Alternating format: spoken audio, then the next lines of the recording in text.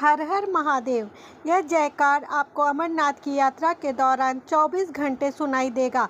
देश विदेश से आने वाले सभी श्रद्धालु यहाँ दिन रात सच्चे मन से सिर्फ बाबा का नाम लेते हैं नजर आएंगे। हर साल कुछ ही दिनों के लिए बाबा बर्फानी के दर्शन करने का मौका मिलता है।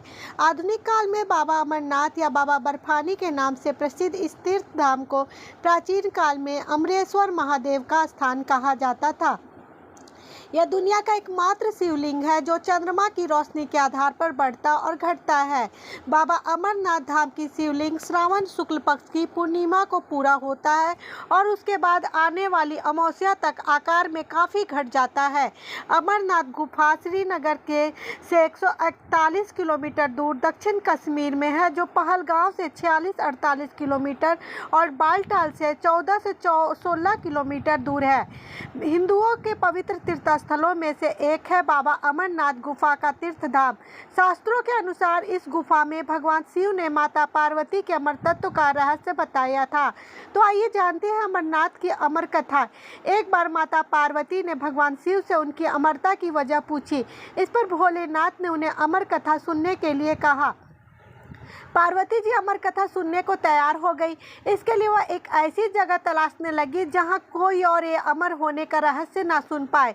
आखिरकार वह अमरनाथ गुफा पहुँचे। अमरनाथ गुफा पहुँचने से पहले शिव जी ने नंदी को पहलगाम में, चंद्रमा को चंदनवाड़ी में, सर्प के शेषनाग झील के किनारे, गणेश जी को महागुण पर्वत पर, पंचतरणी में पांचों तत्वों धरती, जल, वायु, अग्नि और आकाश को छोड़ दिया। पार्वती के साथ अमरनाथ गुफा पहुंचकर शिव जी ने समाधि ली।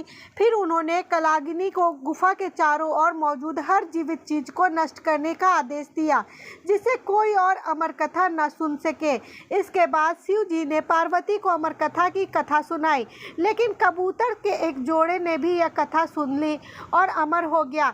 इतने ऊंचे और ठंड वाले इलाके में इन कबूतरों का जीवित रहना हैरान करता है।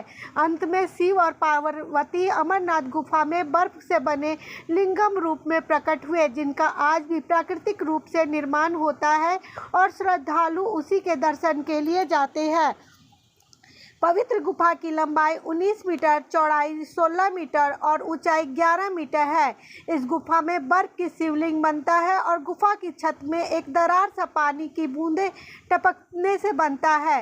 बर्फ जैसी ठंड की वजह से पानी जम जाता है, जिससे बर्फ के शिवलिंग का आकार बनता है। बर्फ के प्रमुख शिवलिंग के बाईं और दो छोटे बर्फ के शिवलिंग बनते हैं। उन्हें माँ पार्वती और भगवान बर्फ के शिवलिंग बनते हैं। उन्हें माँ पार्वती और भगवान गणेश का प्रतीक माना जाता है।